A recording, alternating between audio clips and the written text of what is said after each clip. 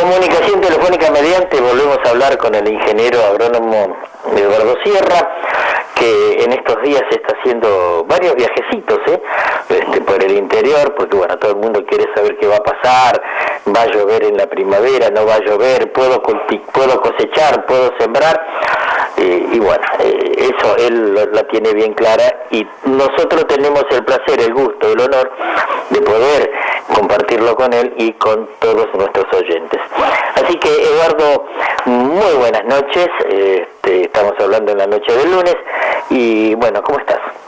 ¿Qué tal, Juan Carlos? Muy bien, reponiéndome de la gripe que me produjo el descenso térmico de fines de julio, que llevó a un montón de gente a tener problemas respiratorios, tanto jóvenes como viejos, y bueno, ahora estamos yendo del frío que hubo, digamos, la semana pasada, a una semana cálida. Pues pido perdón por la tos a nuestros oyentes. Ahora tenemos una circulación del norte muy persistente que va a estar durando prácticamente hasta el domingo que viene,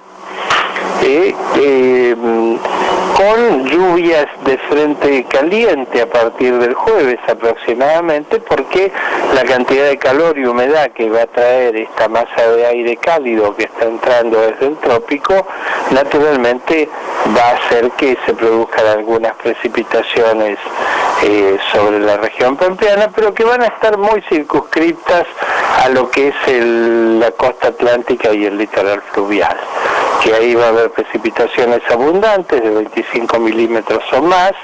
Estas van a llegar aproximadamente hasta el sur de hasta el norte de la Mesopotamia, algo sobre Paraguay, pero ya no van a entrar al interior del país, de manera que Santiago del Estero, Córdoba, Cuyo, La Pampa, el oeste de Buenos Aires van a continuar secas como están ahora, que ya en realidad está empezando a faltar agua, ¿no? Cuando uno, inclusive hasta en Santa Fe, si uno es notable que uno viene por la carretera y va encontrando bajos que están anegados, y cuando llegan los altos se vuelve polvo, porque realmente ya en agosto no ha llovido, ha hecho un poquitito de calor, ha hecho frío que también seca, ¿no? Entonces tenemos una situación muy particular, los altos secos, los campos medios más o menos, y los bajos todavía en mucha medida negados.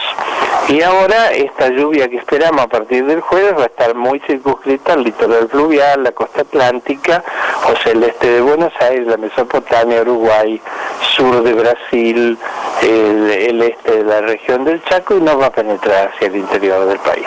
Y luego a partir del lunes, martes de la semana que viene, baja mucho la temperatura. La semana que viene, la semana del domingo 24 en adelante, es una semana fría, inclusive de nuevo con peligro de heladas, no tanto como la semana esta otra anterior que hizo frío, pero con algún riesgo de heladas. Y de vuelta hacia el principio de septiembre está aumentando la temperatura, de manera que tenemos una especie de oscilación térmica muy marcada, ¿no? Cuando hace calor hace mucho calor, cuando hace frío hace mucho frío, que es propio de esta circulación que estamos teniendo, que combina dos cosas. Por un lado, un océano Atlántico caliente, que es el que nos manda estas irrupciones de aire tropical, y por otro lado, un polo sur muy frío, que es el que nos manda las oscilaciones de aire polar que se alternan con el calor, ¿no? Y cabe aclarar una cosa más. Por el momento no hay ni noticias del niño. Bien. Perdón que estoy hablando mucho, dime. No, me quedaban dos cositas, uno ya lo contestaste, era que toda esta entrada de viento cálido, de humedad y de lluvias, está motivada por el Atlántico. Esto podrá afectar en lo que compete a la provincia de Buenos Aires, la zona de la cuenca del Salado, que todavía no terminó de salir de esos campos encharcados, de esas calles muy complicadas. ¿Afectará o quedará ahí? No, esta entrada de aire de tormentas no se centra sobre la cuenca del Salado, por suerte, pero te cuento que la gente de la cuenca del Salado está contando historias bastante preocupantes porque sigue bajando agua desde las zonas altas hasta la cuenca del Salado. La cuenca del Salado es una cuenca de captación de un área muy grande. Entonces lo que llovió hasta fin de julio todavía está yendo a los bajos.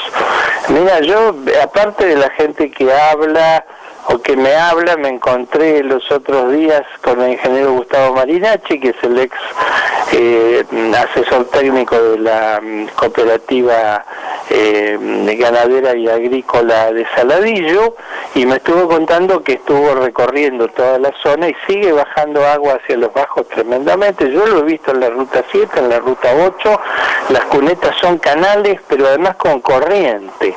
Entonces no necesitamos ya que llueva más, ¿no?, para que se sigan anegando los bajos, porque todo ese escurrimiento lento desde el alto de la cuenca hasta al bajo va a seguir por lo menos un mes más.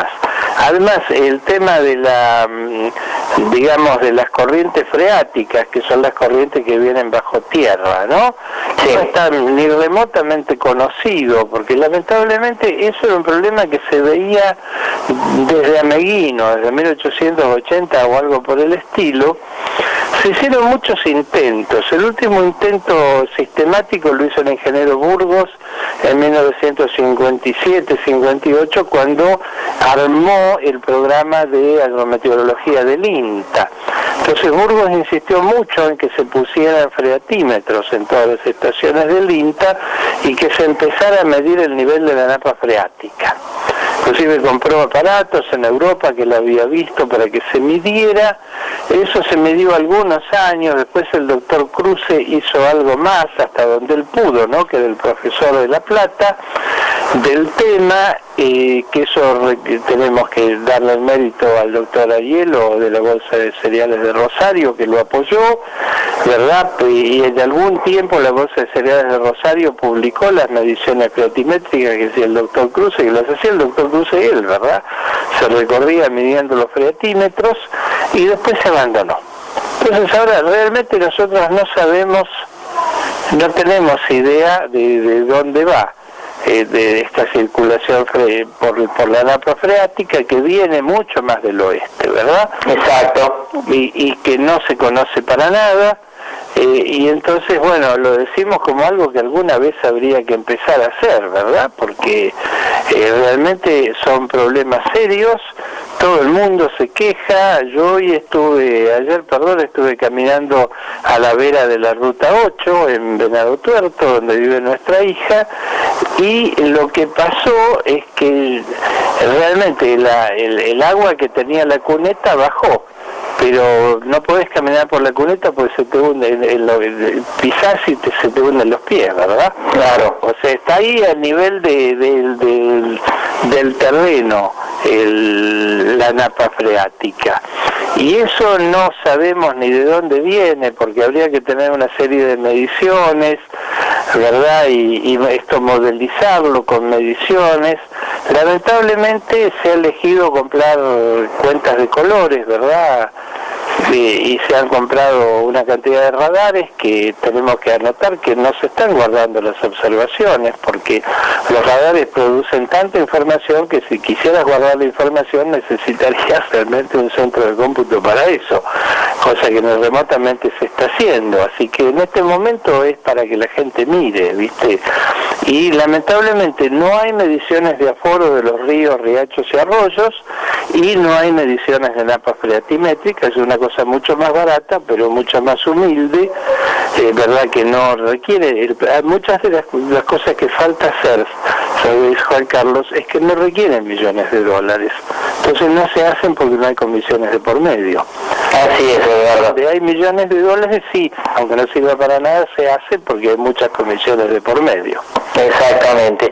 Bueno, Eduardo, muchísimas gracias realmente por toda esta información, y seguramente la próxima semana nos estaremos encontrando nuevamente como para tener toda esta información. Una sola preguntita muy breve, ¿cómo afecta estos cambios climáticos en la salud de las personas, porque uno habla de cómo afecta a la agricultura, uno habla cómo afecta a la ganadería, y a las personas. Bueno, te cuento que los nombres de las nubes en latín que usamos actualmente se les puso el poeta Schiller, a quien lo afectaban mucho los cambios de tiempo, porque sufría de los pulmones. Entonces las estudió él, en realidad las nubes las estudió un poeta, fíjate cómo son las cosas, que Eduardo Mallea decía que los grandes poetas han hecho tanto por el conocimiento del universo como los grandes científicos, ¿no? Uh-huh. Y realmente hemos tenido estos últimos años los pasajes frontales de cuando pasa el frente de tormenta son acompañados por descensos de la presión tremendos, ¿verdad? Y esto una persona mayor, a cualquier persona que está en estado delicado lo afecta porque le baja la oxigenación, y más si la persona que está en estado delicado es una persona mayor, lo puede llegar a matar. Y de hecho es notable que viste que por ahí los medios largan que murió tal persona conocida, y uno se da cuenta, siendo del gremio meteorológico, que la muerte ocurrió cuando estaba el mínimo de presión, ¿verdad? Exactamente, bueno, así que también a tener en cuenta nuestros oyentes. Efectivamente, es algo que no se tiene en cuenta, que los médicos no quieren asimilar, que tendrían que estar mirando el pasaje frontal para aplicarle oxígeno a sus pacientes.